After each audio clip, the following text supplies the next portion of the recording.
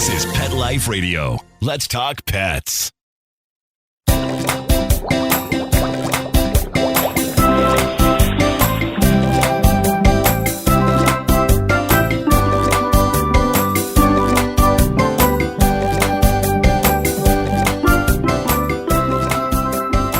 Welcome to Aquariumania on Pet Life Radio. I'm your host, Dr. Roy Anong, speaking to you from the University of Florida's Tropical Aquaculture Laboratory in Ruskin, Florida. Thanks for joining us. Killifish are beautiful, small-bodied fish found in many areas around the world, including the Americas, Africa, Asia, and Europe. They are one of the aquarium industry's hidden gems, with only some of the hundreds of brightly colored species sold in local aquarium shops. Some of them live in tiny puddles of water where their eggs must survive dry periods. One species can reproduce literally on its own from just one fish. All have fascinating life histories. Our guest today, Charlie Nunziata, has been an active aquarium hobbyist for more than 45 years. Charlie is a lifelong member of the American Killifish Association, through which he has been awarded numerous honors. He has also founded local societies in New York and Florida, and is currently a Board of Trustees member and chair of the Killifish Conservation Committee. He also is very active with the North American Native Fishes Association. Join us as Charlie teaches us more about the fascinating and unique killifish and where you can find them. We'll be right back, right after these messages. Stay tuned.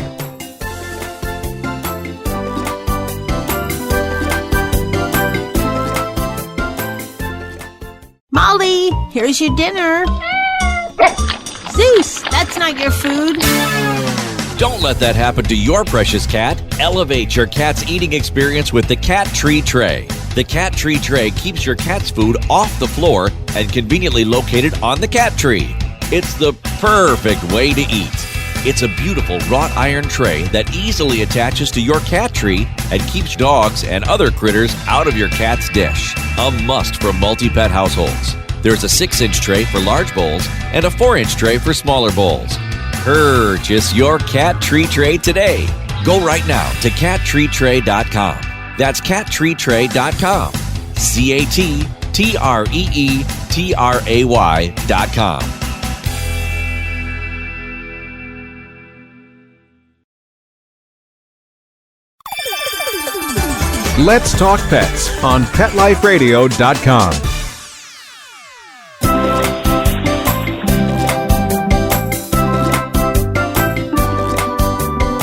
Welcome back to Aquariumania on Pet Life Radio.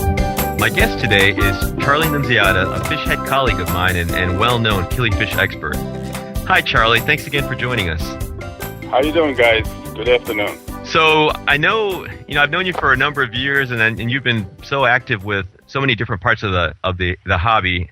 And I've known about your killifish expertise for so many years. I'm glad I actually finally get a chance to kind of talk with you and have our listeners learn more from you as well. So killifish, a lot of folks really don't know too much about killifish, especially the folks that really haven't done too much with the hobby or just starting. So what are killifish?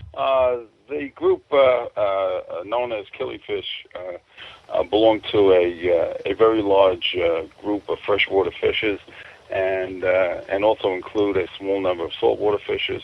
They're technically oviparous toothed carps, cyprinodontiforms, and there's several families throughout the world. They occur on all continents except Antarctica and Australia. There's about 1,300 recognized species right now, and there's hundreds of subspecies and distinct populations. The biggest family is the Rivulidae, which consists of about 350 species. They are found in virtually every kind of biotype, from deep jungle to savanna to deep water courses, rivers, streams, lakes, and there's almost no biotype that they don't inhabit. They're roughly divided into two broad groups, which is based on their spawning habits. There's the so-called plant spawners and the so-called soil spawners, which indicates how they lay their eggs and what kind of media. But it's a lot more than that, because each of those groups is quite different in their ecology and their egg incubation and how the fry develop. It's a major division within that group, and as a result of that division, it dictates how the hobbyist keeps the fish and how they spawn the fish and how they propagate the fry. The major groups in the hobby are the African and South American groups. The plant spawners from Africa include Apusimian and Epiplates and related plant spawners.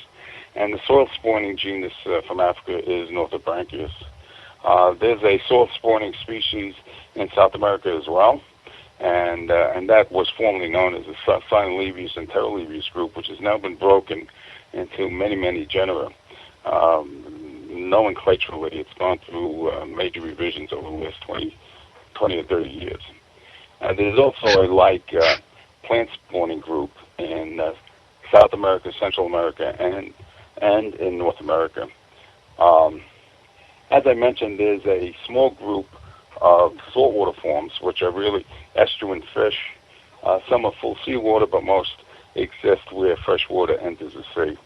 And those occur primarily on the east coast of the United States and the Caribbean. So, as you can see, it's a very, very broad group, and it inhabits just about every biotype there is. So where does the name come from? Some people probably see the name or have heard killifish. Where does killi actually come from, and what does it mean? Yeah, a lot of people respond to that name thinking that the fish is aggressive, which it's not, and that it kills other fish. Actually, it's from the Dutch kill or kilde, and it refers to a small creek or stream. So quite literally, it's a fish from a small creek or stream. It's a Dutch word. Now, I know there are many hobbyists, either through the national or some of the local groups that keep killies. What makes them so unique in terms of, I guess, maybe even coloration? Are they colorful? Yeah, they are very, very colorful fish, and as a matter of fact, many of them will rival saltwater fish in both the coloration, the intensity of the coloration, the patterns that are available. They come in all kinds of forms. The predominant colors are blue, red, orange, and green. And there's a multitude of patterns, everything from blotches and stripes to chevrons and barring. It's as you would guess, with a group this size, it exhibits every different form of coloration, fin structure, and patterning. So how big do these get? Typically in the hobby, the fish that are in the hobby don't exceed 6 inches. They are typically between 1.5 and 6 inches. There are some species that are very small, under an inch, and there's a few species that get quite large, up to 9 or 10 inches, but those fish are generally not in the hobby. So from 1.5 to about 6 inches is what you'll likely to see. One thing I was curious about now, I'm sure you have quite a few tanks yourself. How many different species of killies do you have in your own house or your own place? I've got about 16 to 20 species right now that I'm keeping in a 60 tank setup. One of the characteristics of killifish that make it possible to have so many species in so few tanks is that they do very, very well in very, very small tanks. Almost all killifish 4 inches and under can be bred in a 2.5-gallon tank, for example, and will grow to full size in a tank that size. And since we raise the fry separately from the parents, we can keep many, many species in a very, very small space. As a matter of fact, in Europe, where space is a premium, they don't have the kind of housing, garages, and basements that we have. They can literally keep a number of species in their closet, and they're called closet fish rooms. And there's interesting photos from Germany and other countries in Europe where people are keeping 6-8 species in their closet. In the U.S. or among some of your colleagues, what's the most number of species that you've seen so far in someone's house? Well, we have one of the largest breeders in the country right here in Florida. He lives in the Jacksonville area. His name is Ken Normandin, and he's an expert on ribulus from Central South America, and he maintains about 400 aquariums, and he has about 300 species, subspecies, and locations at that site. There's another fellow in upstate New York who maintains about the same number of aquariums, and he's a generalist. He has species from all the different groups, and he maintains over 200 species. I would say the average AKA member will probably have between 15 and 20 tanks and maintain 6 to 8 species. So that's not unusual. Wow. And the AKA is, of course, the American Killifish Association, right? Yes, American Killifish Association. Okay. Now, what about their behavior? I know that some of them have, or a lot of them have really interesting behavior. What are some of the kind of highlights of their behavior? Yeah, as a matter of fact, their behavior and their spawning and incubation makes them quite unique. Their generalized behavior is they don't show any parenting skills at all. As a matter of fact, they will consume fry and eggs if underfed. They don't defend territories. They are not aggressive to non-coast Pacifics. They tend to be very quiet in a community tank, and the problem generally is because of their flamboyant fins and bright coloration, they are often the target of aggression by other fish, but they are not aggressive fish at all. Their behavior is much driven by their breeding habits. So males, for example, will drive females to spawn, but they won't seek them out. And the aquarium, even a small aquarium with some hiding spaces, will protect the female from overindulgence by the male. They tend to be good feeders. They can be trained to take a wide variety of foods. They tend to be relatively disease-free, especially if the aquariums are kept very clean. And contrary to popular opinion, all but the annual fishes live in excess of anywhere from a year and a half to up to 5 years. The annual fish, which is a very unique biology among fish, and we'll get into that in some detail, they literally live 1 year, and in captivity they might live a bit longer, but they're programmed to hatch, mature, spawn, and die within 1 year, and that has to do with the extreme biology that they've adapted to very, very difficult natural conditions that they live in.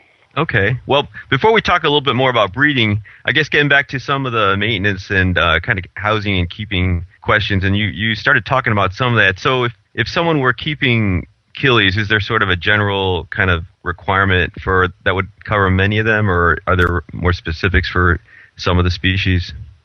Yeah, they are not particularly difficult to maintain. They can adapt to a wide variety of water conditions. pH can be anywhere from about low 6s to the mid 7s. Hardness can be from quite soft to quite hard. And parts per million, anything from about 60 up to 300. The quality of the water and the chemistry of the water becomes a little more important if you're intending to breed them. There is some small groups among all the groups that have specific water conditions that they prefer, very soft or very hard. But by and large, they can generally be kept in ordinary aquarium conditions. So you referred to the closet fish rooms or the closet fish keepers in some of the kind of the tanks that are being kept. What size tanks do you actually need for them? What are kind of optimum sizes, or what are sizes that are really well adapted for them? As I said, all but a few species, a breeding pair can be kept in a 2.5 gallon aquarium, and they will grow and breed in that environment. Up to 5 gallons, you really don't need much larger than that for any of them, except the very, very large species, a few very large species. The fry can be grown first in 2.5s and then 5s and up to 10 gallons. I rarely put fry in anything larger than a 10-gallon tank. And if you're raising a large group or want to maintain a large group of killies, then a 20 long is about the longest tank that you're going to need, about the largest tank you're going to need. So their physical requirements are not very difficult. They don't require heaters unless your room gets extremely cold. They can take temperatures in the low 60s without becoming ill, and they can tolerate temperatures up to about 80 degrees. I maintain my fish here in Florida in the garage, so I have to air condition the garage, and I keep it basically at 80 during the summer, and I don't heat it at all during the winter. So they can take a really wide range of conditions without difficulty. So are most people using sponge filters, or what kind of filtration would be the easiest for those? Well, it's really a personal preference. All kinds of filtration work well. Sponge filters, small box filters. We rarely use power filters because they're not necessary, and the tanks are very small. But either one of those internal filters work well. There are some specialists that use external filters, wet-dry filters, but that's not the norm, and it's really not required. So just your ordinary sponge filter, your ordinary box filter is fine in the tanks that we're talking about. Okay. Now, I guess the kind of cool thing, they're breeding. Now, you mentioned a couple things. You mentioned something about the top and bottoms, the plant spawners and the bottom spawners and the annuals. Can you maybe give a real short summary of maybe some of that in a little more? Yep. As a matter of fact, it's the propagation of these fish that really make them unique. And the first thing that's quite stunning to the average hobbyist that's not familiar with killifish is that the eggs can be handled. They can be physically handled. They can be picked from spawning media. They can be packed. They can be incubated. You can watch them incubate. You can study the incubation cycle. You can pack them up in damp media. You can send them all over the world without difficulty. And that's quite unique among aquarium fish. And it's one of the reasons why the hobby has persisted the way it has over the years. Within that context, the breeding, incubation, that whole biology is driven by the environment. One group of killies, the larger group, are what's called plant spawning killies. That these are not annual fish. These are fish that are very much like all other tropical fish. They will lay their eggs in plant matter, floating, rooted, submerged in nature, and the fry. The eggs are not tended in any way. The fry hatch, and they're on their own. The soil spawners are unique in the hobby in that they come from temporary bodies of water. In other words, their habitat only exists for part of the year. In both South America and Africa, the biology involved is adapted to the rainy season and the dry season. When it rains, temporary pools form. These fish are adapted to live in those pools, and in order to do that, they produce an egg that can go through the drying process that occurs after the pool evaporates, incubates in a dry environment, and then hatches when the rains return. So, in essence, the fish hatches when it rains. It matures very, very quickly because the rains may stop very, very quickly. It spawns in the mud bottom of the temporary pool. The pool dries out when the rainy season ends. The eggs incubate in the muddy bottom, the dried muddy bottom, and when the rains come, some proportion of those eggs will be ready to hatch, and some will not. A part of the clutch will be ready for development at the normal rainy time, and a part of the hatch will not be ready. It'll diapause. It'll stop development. It goes into suspended animation. There's actually 3 stages that it does go through that it can diapause. And those that are not ready to hatch will not hatch when the rain comes, but will rather continue to develop at a much slower rate. There's reports of pools that have been dry for 10 years, and when it finally does rain, fish appear. So we know, for example, that these eggs can persist in this state for many, many years. And as a result of all of this knowledge, we simulate that environment when we try to breed them. And that's one of the most interesting parts of the hobby. Okay, well, I'm going to have to take a quick break before we go on and talk a little bit more about breeding and the kind of cool soil spawners. So let's take a short break to hear from our sponsors and then continue our discussion of Killies with Charlie Nunziata right after these messages from our sponsors.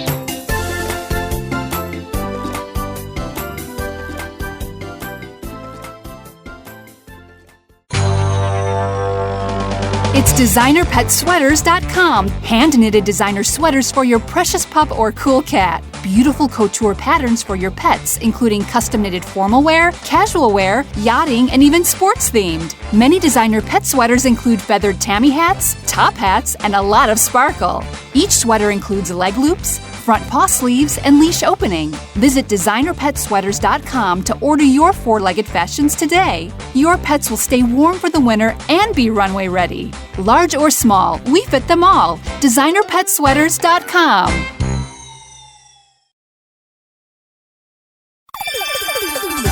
Let's Talk Pets on PetLifeRadio.com.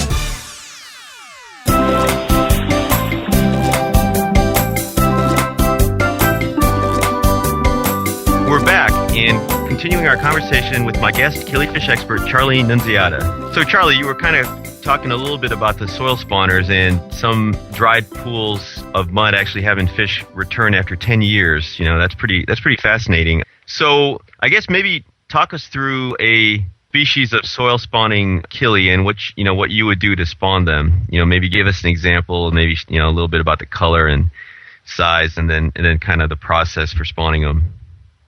Okay, there's a whole bunch of very neat things that happen as a result of this environment. As you can imagine, a temporary pool of water in Africa or South America is often visited by other creatures to drink. So the water is completely roiled at most times. It's almost opaque. So how do these fish function in an environment like that? Well, they develop very, very bright colors. And depending on the soil consistency, they'll either have a predominance of blue or a predominance of red. And red, for example, the color red is transmitted through opaque conditions much more efficiently than the color blue.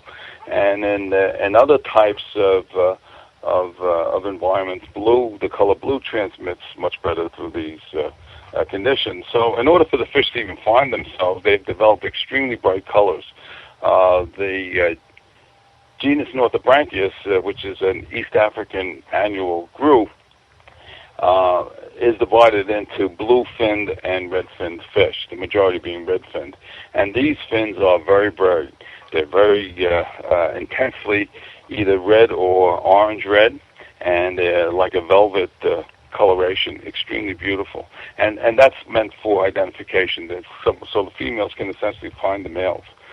The conditions also demand that if we want to spawn them, we have to mimic at least their natural environment. We can never reproduce the natural environment, of course, but we can mimic it. And we mimic it by selecting a media that will mimic the bottom of the pool. The media of choice, although there are several, is peat moss or sand of some sort. And those media are put into a container, into the tank, and the fish perceive that as the bottom of the pool, and they will lay their eggs in that media. The media is then extracted. It's dried to a consistency that we think will allow development, and it's stored sometimes for many, many months until full development is reached, at which point we simply dump that media into a small tank and watch our fish hatch. It's really a magical process, and it's one that if the 47 years actually, in killifish, I'm still totally fascinated when that occurs. For the Northobranchius, how many fry or how many eggs would you expect from a spawn? You generally have hundreds of eggs. Okay. Because our methods of incubation are imperfect, and because we don't continually dry and re-wet the peat year after year after year, you'll typically get anywhere from 30 to 100 fry in a typical hatch. But the fish will lay literally hundreds of eggs during the spawning sessions. And I guess for a lot of these species, because of a lot of the hobbyists and the work you guys have done, you have pretty good numbers in terms of how long they need to dry and that sort of thing. Yeah, it's sort of a colloquial knowledge that develops. It is highly sensitive to the storage temperature. As a matter of fact, there's lots of studies out there in the scientific community about this, not so much because they're interested in propagating killifish, but because they can study embryology and the effect of various environments on embryology. Northobranchus guentheri, which is one of the most common Northobranchus species, is also a very, very common lab animal. And they study not only the environmental effects on development, but these fish, if you recall I mentioned before, these fish only last a year. Well, actually what they do is that they stay very, very vital up until the last 3 weeks of their life, and then they age very, very rapidly, and they literally die of old age in a matter of weeks. And there's been many, many studies in the scientific community about that aging process and how it relates to other animals and what chemistry cues there are that induce this very, very rapid aging process. So it's an animal that's well known in the scientific community, not for the hobbyist reasons, but for the other dynamics that go on in their development and their life cycle. So trying to figure out how to keep us all young, I guess, pretty much, right? Yeah, right. So now I've also been familiar with through the Aquarium Society and working or talking with some of the Killi folks as well in our local Aquarium Society about what used to be, I guess, Rivulus marmoratus or Cryptolebius marmoratus. Can you tell us a little bit about that fish? Why that's kind of a weird fish? Yeah, as a matter of fact, it's a totally unique fish in the technical sense of the word unique. It's a one-off. It's the only vertebrate that is self-reproducing clones, and that's how it reproduces.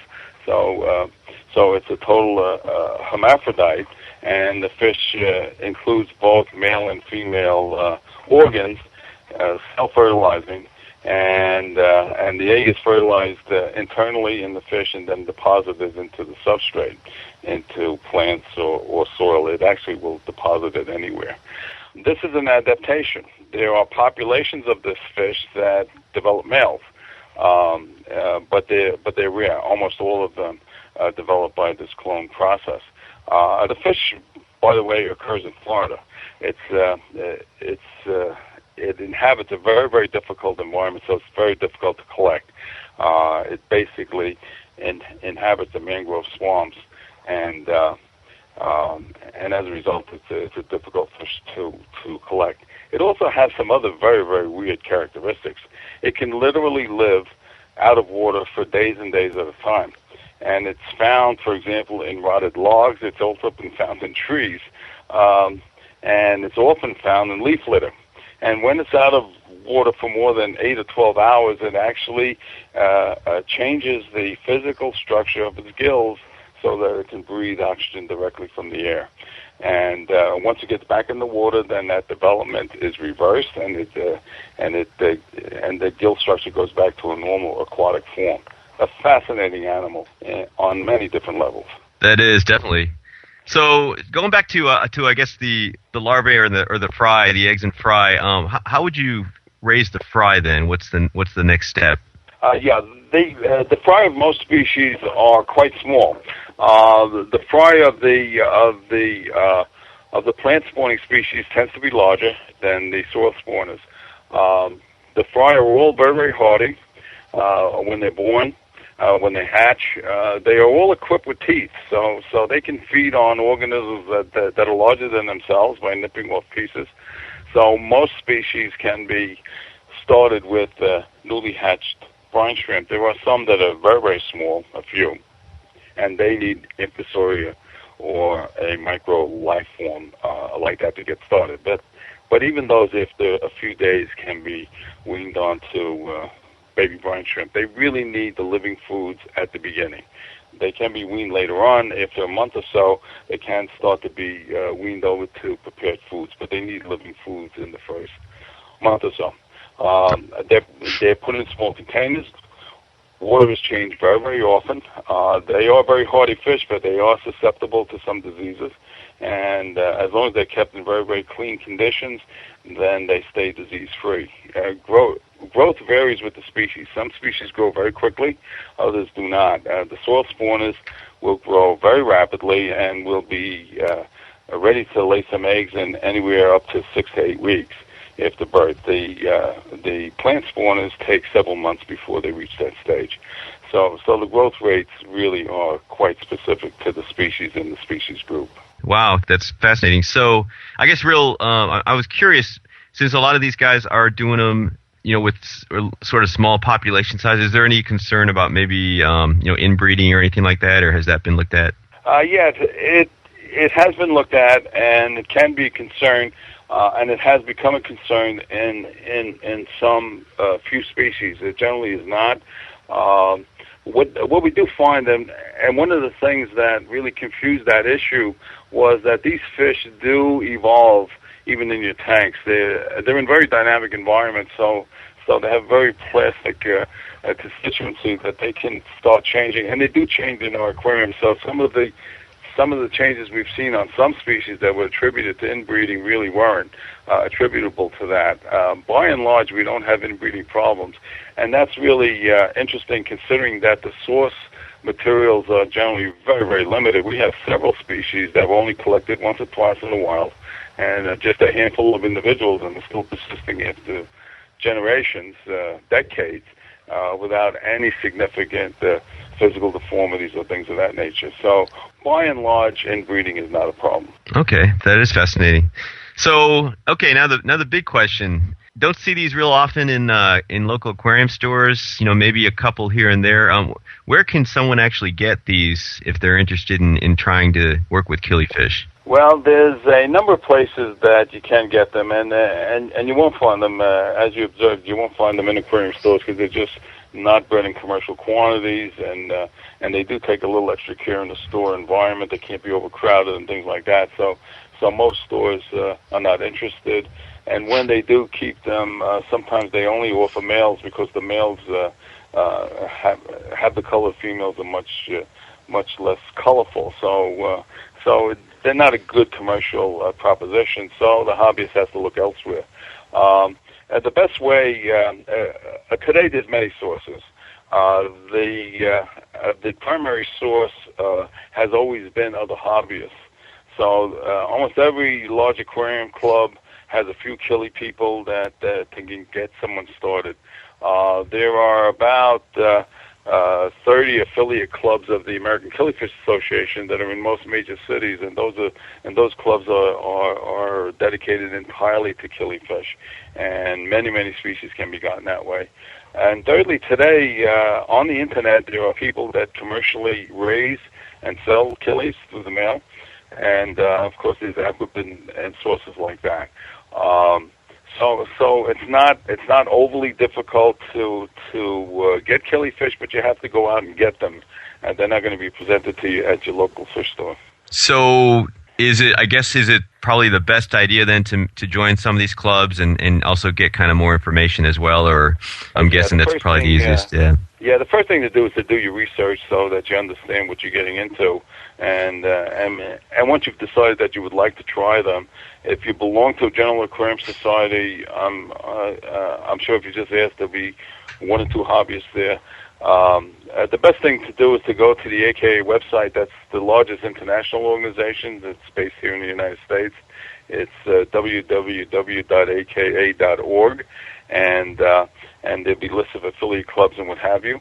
Also, members of the AKA, and I'm not promoting membership specifically, but the members of the AKA also have access to a trade and sale function within the club, and they can buy fish that way. And if you just go on the internet and type in killifish, you'll see several people that are selling killifish. So you have all of these sources: the local club, the affiliate club if you're close to one, the AKA itself, or commercial sources through the internet. Buy both fish or eggs. I recommend fish at the beginning because it's a different skill set to raise the eggs, to incubate and raise the eggs. So I do recommend that people start with one of the more common killifish that are classified as beginner fish. That's where your research comes in. You really don't want to get involved with a fish that's considered difficult. You obviously have, a huge amount of knowledge, and I know you're active with the Killifish Conservation Committee. Can you tell us a little bit about that, and also your own tanks? Are you specializing in maybe killies of concern as well? Yes. I do have a long history with killifish. I've been involved with the hobby for, as I said, some 47 years now, and I've been involved with the American Killifish Association for much of that time. I also belong to several other associations, foreign ones, as well, and I currently serve as a conservation and species maintenance chairman of the AKA, and our charter is to maintain certain core species of killifish within the hobby that are likely to be lost. And we form breeder teams all over the country that will consist of 6 or more people that maintain certain species of fish over a long-term basis. And that does include endangered killifish as well, and it's quite a large operation within the AKA. We've identified core species that are representative of the significant groups of killifish, as well as groups of endangered fish. And we work with other organizations, some colleges, universities, and conservation groups that are doing more or less the same thing. So we coordinate our efforts with them. And we also have an international group that we coordinate our efforts with the British Killifish Association and the Dutch Killifish Association, and we compare notes and sometimes exchange eggs on species that we're trying to maintain. Myself, I still have some fish that I just have an affinity for many years, and but a large part of my effort is involved in this maintenance conservation issue. I've become particularly interested myself in North American killifish. And I've done a lot of work in that regard as well, in the conservation of North American species. I work with the North American Native Fishes Association in that regard, and I run their outreach program, which promotes conservation as well. So within my fish room, my 60-some-odd tanks, I've got several species that are in the conservation program, and I've got 2 species right now that are endangered that I am breeding as part of a larger effort with conservation groups that are specializing in those. So what is the future of the killifish hobby in your eyes? Well, there are some significant challenges that are taking place, I think, for all specialist groups, including killifish.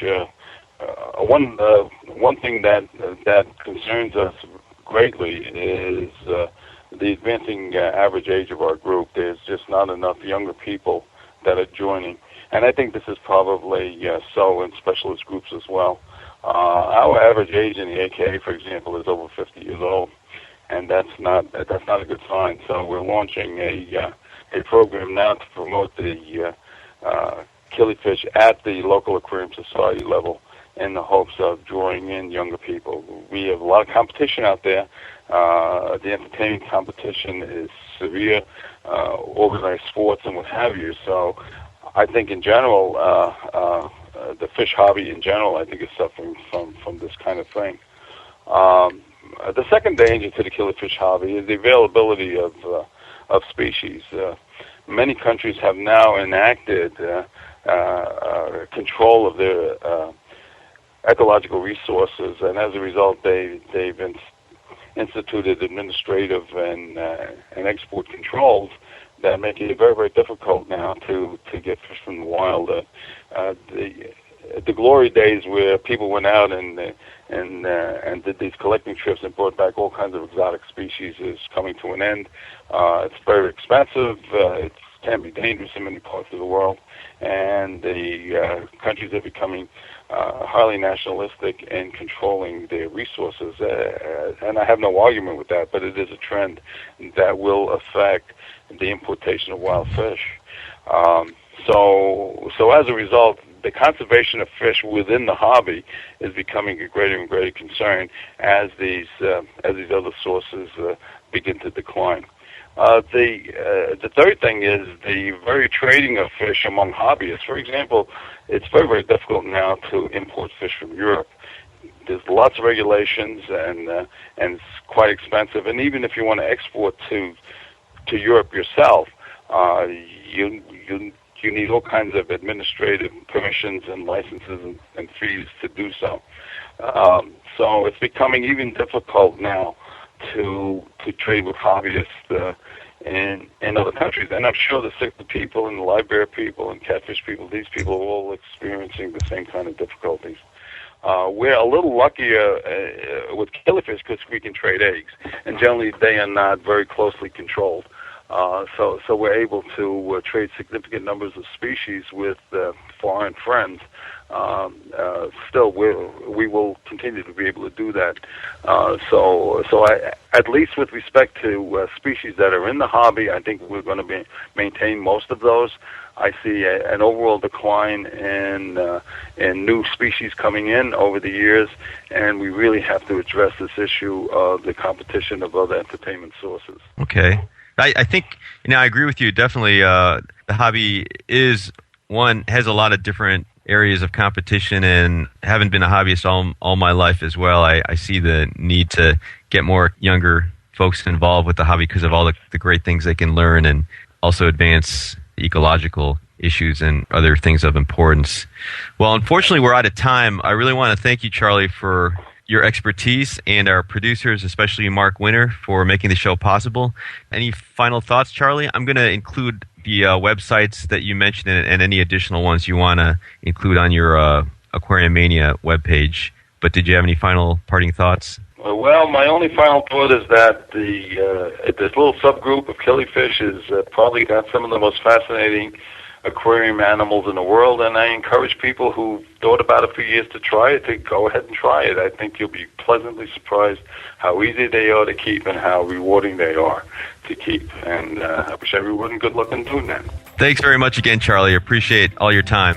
Please be sure to check out Charlie Nunziata's web pages. The links will be on his Aquariumania bio page. I encourage all of you to visit my Aquariumania blog on Pet Life Radio. We'll put pictures up from this episode of fish that Charlie mentioned, and you can also ask questions or make comments. Also, if you have any questions, comments, or ideas for a show, email me at drroy@petliferadio.com. If you're over in Florida, please be sure to visit the Aquariumania exhibit at the Florida Aquarium in Tampa, one of my favorite aquariums. Until next time, please visit your local public aquarium stores and keep your tanks clean and your fish healthy. And definitely consider getting immersed in the killifish hobby. Let's Talk Pets, every week on demand, only on PetLifeRadio.com.